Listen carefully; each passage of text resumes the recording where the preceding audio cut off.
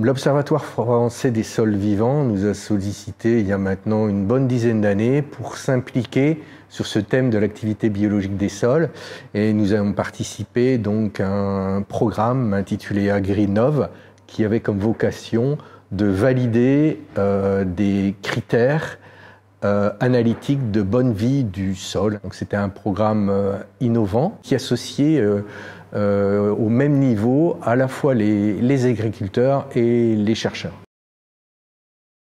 Aujourd'hui, le programme AgriNov a validé des indicateurs. Maintenant, nous sommes dans une phase d'identification des effets des changements de pratique sur les indicateurs de bonne vie du sol. Et c'est la somme de ces opérations au cours du temps qui nous permettra effectivement de vraiment valider l'effet de changement de pratique sur la vie biologique du sol, même si on en est certain. Depuis la fin du programme AgriNov, le programme REVA propose effectivement des démarches collectives. Ainsi, en Pays de la Loire, 19 agriculteurs en polyculture élevage et 10 viticulteurs se sont lancés dans le programme Consol, spécifique en Pays de la Loire. Donc en fait, ils ont réalisé des prélèvements sur une de leurs parcelles en polyculture élevage ou en viticulture pour les viticulteurs. Ils ont réalisé des tests bêches, ils ont posé des lévabags pour voir l'évolution de la matière organique dans leur parcelle, et également fait de l'identification et des prélèvements de vers de terre. Donc en 2018, ensuite effectivement, sur la base des résultats de ces indicateurs, ils ont reconçu leur système de culture par une réflexion individuelle ou une réflexion de groupe, et ils ont mis en œuvre ces changements de pratique. 2021, c'est l'année du retour après 3 ans. Donc de nouveau, ils ont refait l'opération et on va voir en fin d'année si effectivement les changements de pratique ont opéré des évolutions sur ces différents curseurs. Alors on va poser sur cette zone-là, on va poser les 2 lévabags, et dans 4 mois, donc le 18 juillet, je viendrai les enlever. Et puis donc une fois qu'on aura fait poser les 4 lévabags dans la même zone, on va faire le prélèvement de terre, et une fois qu'on aura fait ces deux premières choses, on attaquera le test bêche. C'est la 3e année qu'on fait des prélèvements avec le groupe Fertisol. Leur objectif, c'est d'appréhender les différents leviers et différents facteurs de fertilité du sol, donc connaissance aussi bien de la microfaune, de la macrofaune, de la chimie du sol, et donc comme on l'a vu un peu ce matin, les vers de terre, l'élément très visible. Mais ce qui est intéressant avec cette analyse-là, c'est qu'on est en capacité d'aller voir, de leur expliquer que l'invisible, à l'œil nu, fonctionne aussi et sont des partenaires du fonctionnement du sol. Un juvénile. Alors mon rôle d'animateur sur ce groupe Fertisol, et entre autres donc c'est de leur apporter différents moyens d'information, de formation, et de les accompagner et d'arriver à les emmener le plus loin possible pour qu'ils comprennent tous les compartiments de fonctionnement de leur sol. Donc je suis aussi le trait d'union entre REVA et les chercheurs. Ça nous permet, quand on a les restitutions, à faire en sorte que les gens comprennent sans avoir obligatoirement un bagage théorique et agronomique très, très poussé.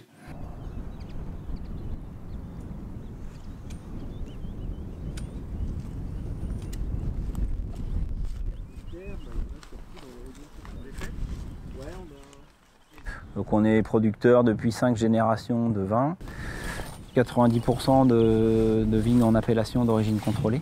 De ces vins, on vinifie l'intégralité des raisins récoltés au domaine, qu'on commercialise à 70% en direct et 30% via des réseaux de négoce.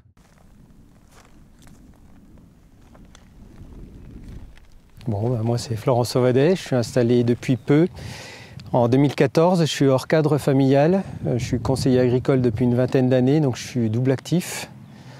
Je suis installé en grande culture, essentiellement colza, blé, orge, diverge de printemps, pois et bientôt du tournesol. J'ai fait de la moutarde aussi par le passé. Dès le début, je me suis orienté sur le semi-direct sous couvert végétal. C'était un projet personnel, comme mon installation d'ailleurs, parce que j'habite pas du tout ici. C'est grâce à Pascal qui est à côté voilà, que j'ai eu ce beau projet. Pascal Tatini, je suis agriculteur à Chignet depuis avril 1988. Donc l'exploitation est en semi-direct sous couvert depuis 2009 avec comme culture donc du blé, de l'orge d'hiver, de l'orge de printemps, du tournesol, des pois de printemps et actuellement il y a aussi des prairies temporaires sur une partie de l'exploitation. Et je pratique une rotation sur 7 ans pour diversifier les cultures. Et ce qui m'intéresse en fait, c'est aussi la vie du sol. Et notamment dans ce cadre-là, je voudrais encore améliorer les choses. Donc j'ai planté des arbres intraparcellaires en agroforesterie. Donc je m'appelle Jean-Michel Villepelé, type de ferme polyculture élevage sur 200 hectares. 80 hectares à peu près de prairies. Le reste en culture. Élevage de chevaux et de bovins. Sur la problématique du sol, c'est qu'avec la diminution administrative en fait, des volumes d'herbicides, la diminution aussi des molécules disponibles, on se doit aussi d'adapter nos modes de culture pour éviter la concurrence trop importante de l'herbe vis-à-vis de la plante, tout en sachant qu'on n'a pas le droit d'irriguer les vignes en AOC. Donc il faut qu'on adapte nos modèles économiques en fonction de nos capacités maintenant à diminuer les intrants et malgré tout limiter ses coûts de production pour rester dans des prix de marché qui nous permettent une rentabilité de nos entreprises. Je me suis aperçu qu'on perdait de la fertilité aussi du sol et quand il y avait des nuages de poussière, de la sécheresse, on perdait aussi des éléments par l'érosion éolienne. Et aussi, on diminuait, les rendements diminuaient et les mauvaises herbes, on avait de plus en plus de mal à se débarrasser des mauvaises herbes avec des problèmes de résistance par rapport aux matières actives qu'on pratiquait en désherbage. On m'interrogeait sur trouver une solution par rapport à toutes ces contraintes. Et aussi les pierres, parce qu'on relevait beaucoup c'est des sols argilo-calcaires superficiels. Donc avec les outils de travail du sol, on ressortait des pierres, des cailloux, et après il fallait redépenser de l'énergie pour les casser, donc avec des broyeurs et tout.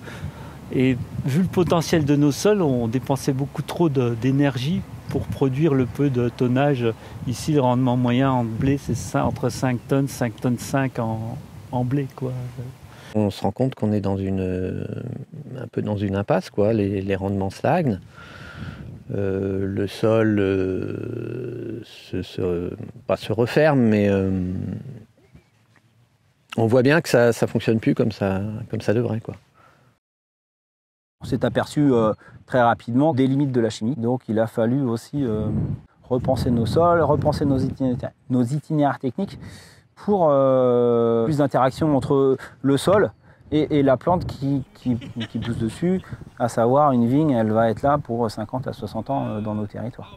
Les vignes qu'on cultive, c'est nos parents qui les ont plantées, donc il faut pérenniser ce travail-là et derrière, et aussi le transmettre aussi à nos enfants si toutefois ça les intéresse, mais au moins à la génération qui viendra après nous. Par contre, ça ne se fait pas en un claquement de doigts. Il y a énormément de changements dans la façon de procéder. Donc, déjà le fait de plus travailler le sol, bon, c'est pas vrai cette année parce que j'ai été obligé de reprendre, mais l'idée c'est ça, c'est d'arriver à un semi-direct avec zéro travail du sol, quoi. Ce qui est intéressant là dans le groupe, c'est qu'en fait on a des agriculteurs conventionnels, des agriculteurs bio. Et en conventionnel, le travail du sol assez profond, type labour, des compacteurs, et les agriculteurs comme ici en non-travail du sol strict. Donc ça permet aussi, moi je trouve, dans les conversations, de se confronter, de voir un peu si l'impact de chacun de nos pratiques, hein, tout n'est pas tout rose chez tout le monde. Et là on s'aperçoit que voilà, par rapport au système bio notamment, avec qui on est un peu des fois en discussion, puisque nous on utilise encore des engrais de synthèse et de la chimie, chacun a des aspects positifs dans le système et des aspects négatifs. Donc là, ça permet de voir comment ça évolue. Pour moi, en tout cas, ce qui m'intéresse aussi, vu qu'il n'y a pas d'élevage, dans le secteur, ou peu en tout cas, est-ce qu'on peut remplacer cette matière organique d'origine animale par nos couverts végétaux? C'était une de mes grandes questions, puisqu'on n'a pas d'apport de fumier. Toi, Pascal, tu as essayé un peu le digestage justement dans cette parcelle-là de méthaniseur.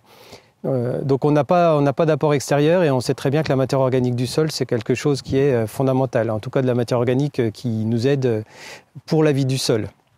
Et ça, on n'avait pas de moyen jusqu'à présent de qualifier cette matière organique. On a un taux de matière organique, est-ce qu'elle est fonctionnelle, rapide, lente? Parce que c'est de l'humus, ça on ne savait pas trop dire, et là aujourd'hui on avance sur ça, et ça va nous aider, nous, pour le pilotage justement de cette matière organique, savoir comment il faut qu'on adapte nos pratiques dans la parcelle. Et moi, ça fait 20 ans que j'ai quitté l'école. Donc les méthodes, elles ont évolué. Les connaissances sur les sols, elles ont énormément évolué. Ça nous a permis aussi de rencontrer aussi des formateurs qui nous aident aussi à modifier nos pratiques culturales. On a appris sur le matériel, on a appris sur les périodes aussi de culture, de travail du sol. Donc l'intérêt de rentrer dans des groupes comme ça, c'est déjà de pouvoir échanger sur les pratiques, de pouvoir aller beaucoup plus vite que si on avait aussi à gérer seul des problématiques dans nos parcelles, puisqu'on est une quinzaine d'exploitants. Ça nous permet aussi de nous rencontrer pour tout simplement passer du bon temps ensemble. En fait, c'est important de regarder qu'il y ait un peu les deux. Enfin, un peu des... Alors, le mieux, ça serait d'avoir des trois. Aujourd'hui, c'était la restitution des résultats d'analyse, donc un petit peu la fin de l'étude. L'idée, c'était de voir à l'issue de nos itinéraires techniques quel est l'impact entre le début de l'étude et puis la fin. À l'issue des 3 ans, en fait, on constate que on a réussi à préserver la qualité des sols de départ, et puis aussi que les analyses confortent le système qu'on a déjà mis en place en fait au sein du vignoble. Et ce que j'en tire comme résultat, c'est principalement le fait qu'il faut le moins possible toucher les sols, essayer de trouver les bons compromis entre la structure des sols et puis laisser les divers éléments se développer librement en fait, et puis qu'il y ait une bonne diversité en fait dans les sols. Donc il nous conseillait quand même clairement au sein de l'étude d'avoir un enherbement permanent, en système viticole, d'avoir un enherbement permanent entre 2 et 3 ans pour avoir une stabilité au moins au niveau des lombriciens. Et puis après l'équilibre des nématodes et puis micro-organismes champignons viendrait avec l'usage des fumiers compostés ou alors tout simplement les engrais verts. J'ai apprécié redécouvrir et comprendre et maîtriser en fait les éléments du sol. Et puis aussi, on a appris à devenir plus autonome au vu des conseils de fournisseurs agro ou différents techniques commerciaux qui pourraient régulièrement venir nous démarcher, nous ont fait comprendre qu'on avait déjà assez d'éléments dans le sol ou dans la nature qui nous permettaient déjà d'être en pleine autonomie. C'est un gain économique et un gain patrimonial pour nos territoires. Donc c'est une belle chose. Pareil, on va laisser les deux groupes ensemble parce que... Le programme REVA, ce que j'ai bien aimé et ce que j'aime toujours bien, c'est qu'il est vraiment très en contact avec les agriculteurs, avec vraiment une idée de pouvoir un peu diagnostiquer leurs parcelles et d'arriver à avoir un rendu un peu au plus proche de leurs besoins, que ce soit, même si on ne peut pas toujours y répondre, mais en termes de pratique ou en tout cas de levier à mettre en place pour pouvoir améliorer la vie biologique des sols. Ça, je trouve ça vraiment intéressant. Cet outil, avec le réseau REVA, ça permet de mesurer l'évolution de nos sols avec de nouvelles pratiques que l'on peut mettre en place sur nos exploitations et qui sont nécessaires pour être moins dépendants des intrants extérieurs de l'exploitation, d'avoir un système de culture plus résilient et d'améliorer notre fertilité, surtout notre sol. Parce que le sol, comme on dit, on l'emprunte à nos enfants, donc on doit le rendre en bon état. Et pour moi, c'est important d'avoir un sol vivant.